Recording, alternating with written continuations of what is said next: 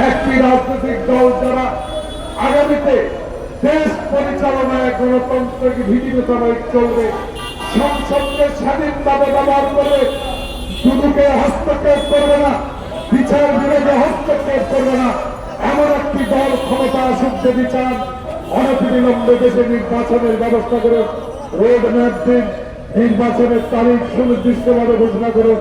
আবার যেন খোকন মুক্তের মতো রাস্তায় নেমে কারো বিরুদ্ধে আন্দোলন না করতে, সেদিকে অবশ্যই আপনি নজর রাখতে হবে।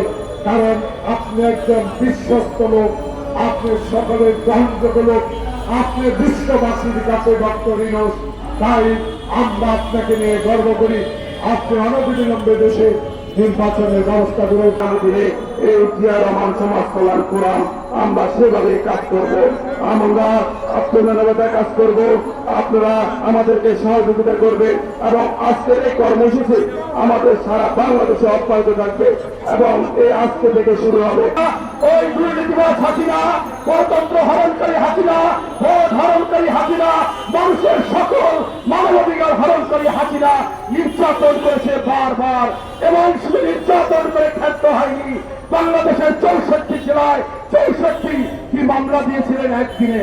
পরবর্তীতে সেই মামলা সহ প্রায় 150 উপরে যার নামে মামলা, যিনি বীরেন্দ্র চিপুর ছিলেন, যিনি 5 বারের সফল এমপি ছিলেন, যিনি বাংলাদেশের জিয়া পরিবারের আস্থাভাজন, বিএনপি চেয়ারপারসনের অন্যতম উপদেষ্টা জনাব জয়নাল আবেদিন ফারুক। স্পষ্ট বিষয় পরিষ্কার, আজকে অন্তর্বর্তীকালীন সরকার আছে।